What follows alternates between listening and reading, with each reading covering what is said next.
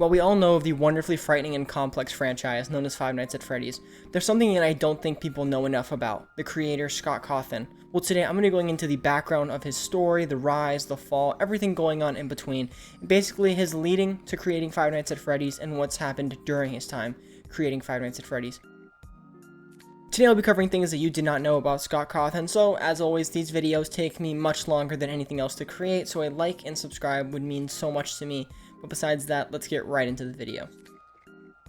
Scott Cawthon was born June 4th, 1978 in Texas, and now as Scott grew up, he was fascinated by the world of animation, video games, all of the alike, and he was fascinated so much by it that actually became his major when he was in college. He got a degree in animating, and as time went on, he would even start to create his own video games in the early 2000s, his first one being a game called RPG Max. Now, in case you didn't know, Scott Cawthon is actually a devout Christian. So, in his time creating games, he actually joined a group called Hope Animation, and their goal was to create video games, shows, and different projects that would help children who were Christians and would help them learn more about the Bible and other things related to their faith. Now, as Scott began to hone in his game development skills, he would actually go on to create larger projects like, more noticeably, Chipper and Sons Lumber Company, Desolate Hope, and some other projects that he would create that really took a lot more time and a lot more effort than other games had taken in the past.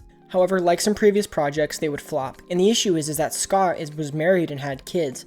So therefore, the flopping of these games really did mean a lot, as all the time and effort he put in, it would all just be wasted. One of the last games that Scott created before Five Nights at Freddy's was Chipper and Sons Lumber Company, and that game actually received quite a bit of criticism. One piece of criticism that stuck with Scott was that the games were very scary in a way. It wasn't that the games themselves were built to be horror games, it was just that the characters themselves were very creepy looking and animatronic like. So Scott decided that he would actually abandon the entire large epic games that he had attempted to create, and he decided that he would focus on a smaller game that would take less time, but it would be something different. It would be horror based. It would be scary. And so the Five Nights at Freddy's franchise was officially born. Now, Scott, while creating the game, actually asked for input from his family, which included his kids, his wife, even his own mother. He asked for input on the game and how the story would go. And funny enough, in an interview with Doco, Scott mentioned that his own mother wanted him to remove the initial newspaper clippings that we would get in Five Nights at Freddy's 1. And this is just kind of a fun fact. Interestingly enough, if those newspaper clippings did not exist, I don't think the lore and the interest in it would have actually started as much as we did. I think what caused Five Nights at Freddy's 1 to be so good is we knew there was a story, but it wasn't told to us. It wasn't given to us, spoon-fed like a campaign. It was something that we had to find, and that's what I think makes Five Nights at Freddy's so special. In Five Nights at Freddy's 2, Scott's mission was just so simple. A chaotic game that overwhelmed the player, and boy did he do it right. The music box, Foxy down the hallway, constantly putting up the mask. It was so much to keep track of, but it was still fun. Scott's second game was an instant success just like the first. And I'd like to say that another very important thing came out of it. The lore continued. More people began to look at the story, trying to take note of different events and everything that was being stated. So, what do you know? The community only grew bigger from there. Now, after Five Nights at Freddy's 1, Scott's true intentions began to show. Scott was trying to make a trilogy here, and this trilogy had to come to an end. So what did Scott do? He did what anyone would do. The last one, we fight the big bad boss. Scott's mission in the third game was to have us meet Purple Guy, the villain of these first two games, the murderer of the children, and we were going to face him off one-on-one. And that was his goal with the game. Scott wanted to make the third game a very personal experience. He wanted to make it where it was just Purple Guy and just us. And we were meeting in this final battle, an arena you could call it. And that's what the goal was. While Five Nights at Freddy's 3 was still a success, it wasn't really the end. We all know now that Five Nights at Freddy's 4 would come out later. But I'd like to point out something very important here. Scott intended for the third one to be the finale, but he then realized that 3 really wasn't what we wanted as a community. We loved the game, of course, but, and a very important but, it was not scary. I know that I am jump scared. I have a video of it where I was getting petrified, but for the majority of the community, it really wasn't as scary as it could have been.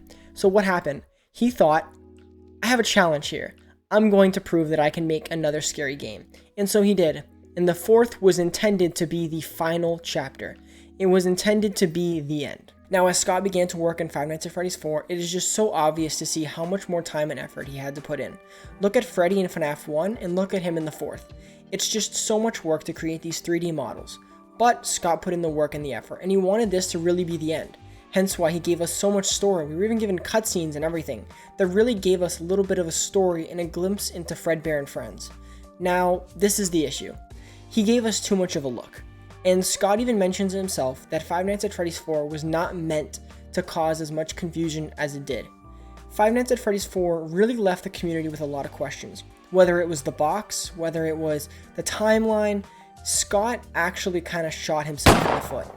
He was hoping that while closing the story, he was leaving the community with a little bit of an open end, but just kind of left it for interpretation. No, he left an open-ended thing that left everyone thinking there was going to be another game, because we just weren't given enough information to solve the franchise. Scott tried using Fnaf 4 to really give us a look into the lore and really trying to cap off the entire story. But the issue is that it just wasn't like that. He really gave us so much information, but he didn't give us anything to really go by. So what happened? The community became confused. But then after, we got a new game, Fnaf World. Now, for those of you that do not know, Fnaf World is kind of a tragedy within the Fnaf community. Even Scott admits that it just came out at the wrong place at the wrong time. However, I think it's really important that we understand why Scott created Fnaf World. Scott claims that the reason he created Fnaf World is because he needed to make something different that was more fun and enjoyable. Now, I don't know about you guys, but if you created 4 games that were entirely based around child's death, grisly murders, and evil serial killers stuffing kids' bodies in suits, that's just not really something that many people would enjoy thinking about and basing their entire livelihood around. After Fnaf World, Scott came out with his next big game, Sister Location. Now, Sister Location, I think, is one of the greatest games in the Five Nights at Freddy's franchise. While Sister Location lets Scott kind of venture into the sci-fi style that he prefers, Pizzeria Simulator was something very different. Scott actually says that it was a comment that someone left that actually made him take a different venture when creating this game. He realized that he didn't want to go through the whole process of, using teasers and trailers and all these images. He wanted to do something different. He was going to completely shut himself off from the FNAF community, something that actually kind of hurt him. He saw all these comments and people thought that he had abandoned them and that this was the end. But Scott was planning something. He was planning the ultimate finale. Scott Cawthon's goal with Five Nights at Freddy's Pizzeria Simulator was that he was going to tie loose ends. He was going to create a masterful ending. Within the game that many had thought was a fan game at first, Scott was able to really put a masterful ending, bringing back Henry, Afton, Baby, all of these characters in one place to let it all really burn. And Ultimate Custom Night was Scott's way of ending the franchise just on the way that he had created it, with all the first 6 games being an actual challenge and the 7th night being customizable. With Ultimate Custom Night being an instant success, Scott was left with a ton of different decisions. He was left with the possibility of just leaving FNAF altogether, or working on the movie deal, books, or creating a new game. And as we all know, he chose the last one, creating a new game. While some may just be haters and claim that he came back for the money, and thought that he might have seen a lucrative new future, the real thing is I think Scott came back because he just couldn't leave the franchise the way it was. The FNAF fanbase was still going pretty strong, and everyone was expecting either a new game, or really just any news in general about the franchise. And so, Scott Cawthon would team up with Steel Wool Studios to create Five Nights at Freddy's Help Wanted. Scott and Steel Wool would become a partnership that we would know even now. We obviously know of their new game, Security Breach, but at the time, they would team up to bring FNAF to VR. And now, of course, in Scott fashion, he had to add some lore. And that's when we got Glitch Trap, and we even learned about Vanny in the DLC. Now, they are very important because those 2 characters, I'd say, were really what's shaping the future of FNAF. As we all know, Help Wanted's gotta be an instant success. But after Help Wanted, we got Security Breach. I have created an entirely separate video about the Security Breach process. There is so much to talk about when it comes to the game development and some other things in general. But I'm just going to link that right here on the top. It should be in the corner of the screen. You guys can see that and you guys want to check that out. It'll be entirely about Security Breach. Now I think it's time we take a little bit of a break from the games and we talk a little bit more about Scott Cawthon's personal life. Now, Scott Cawthon has always been known for being a kind and charitable person. Even during the Game Theorist live stream where they were trying to raise money for St. Jude's, Scott Cawthon actually created an entirely new video game called Freddy in Space 2. And the game was made and released entirely just for this event. And it was created so that the people in the event, like Dawko, Markiplier, and, obviously Matt, Pat, and friends, they decided to play the game. And what would happen is when they would play the game, there would be hidden cash prizes throughout the game that Scott had hidden, and for every amount that they found, it was actually going to be money taken from Scott's wallet and given to St. Jude's. And now, of course, it wasn't like, he was angry about anything. It was really just out of good fun. Now, of course, the team worked really hard, and they tried their best to get the full $500,000. But of course, it was difficult, and sadly, they did come up a little short with just $451,000 raised. But Scott Cawthon just went above and beyond. He actually just donated the full $500,000 to charity, and we all know it was going to a good cause, St. Jude's. And now, of course, I'm back where I was with the security breach video. It's time to cover the Scott Cawthon controversy. So the essentials of what happened with Scott Cawthon's controversy is this. Scott Cawthon's political donations were actually shared from a website called opensecrets.org.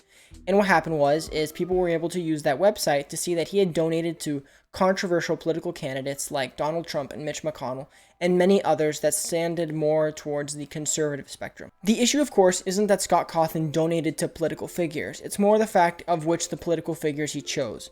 These candidates are well known for not really supporting the LGBTQ community, and that community is actually quite a large and integral part of the Fnaf community itself. However, what I think that really kind of set this all in the high gear is that Scott Cawthon didn't exactly apologize. He wasn't really sorry of the fact that he had chosen to exercise his right to donate and support political figures. And that was the issue. The community expected an apology. They expected a whole, video or something like that. And Scott just sent back saying that he was sorry that they were offended, but it wasn't really as much of like, I'm sorry. It was more of just, I am sorry that you were offended, but I am just exercising my right to support certain political candidates. Now, Scott Cawthon did not, of course, choose these candidates because they were anti-LGBTQ or anything like that. He states that he chose them because they represented two ideals that were very important to him: economic strength and military strength. Now, I don't want you guys to believe that Scott Cawthon actively hates the LGBTQ community. It's actually, I think, false. Scott Cawthon actually donated $50,000 to the Trevor Project, which is a non-profit that actively works with LGBTQ youth who may be struggling with suicide or depression. Scott Cawthon actually donated the $50,000 during Daco's charity live stream, and it was actually a really wholesome moment, and it was something that I don't think many people expected, so it was actually cool to see Scott donate to a cause. Basically, to really cap this off really fast, I just don't think Scott realized how much influence he had. I don't think he realized that something as simple as we voted for and political donations, the influence that it would have on others and those in his community. That's just mainly what I think happened, and Scott didn't realize, and now he knows, and now he learned from it. And now, the real question that I think that we've all really been waiting for: where is Scott Cawthon now? Honestly, if you really want to think about the Fnaf franchise and the future of it, I think Scott's gone into a role that's much better for him. Scott Cawthon has kind of gone back into an overview role. I think that he still, looks over the games and kind of watches what Steel Wool is doing and just gives like a thumbs up or a thumbs down. But besides that, I don't really know what else he could really do. I think he's kind of given over the reins to them on that department. But, and I just want to say this, I think Scott's doing something else. I think Scott's focusing on the movie. I think right now with the whole Blumhouse news, I made a whole video on it. I don't know what corner the thing's going to be in, but in one of these corners I'll have it pop up, and it's going to talk about the news that we got for the Five Nights at Freddy's movie. I think Scott's actually actively playing a role in that. He's just trying to get this thing off the ground.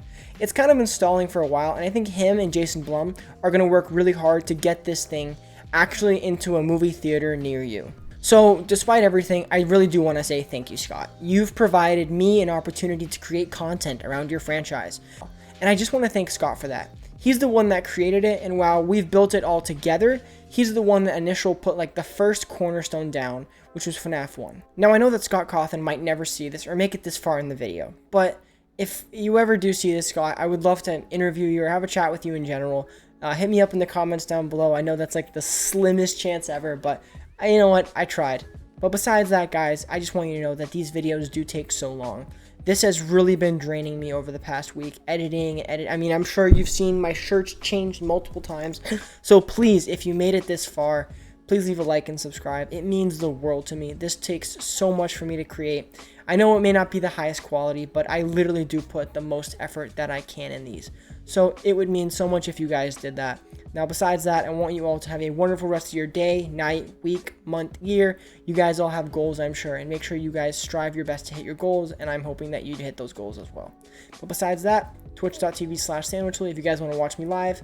But have a good one. Peace.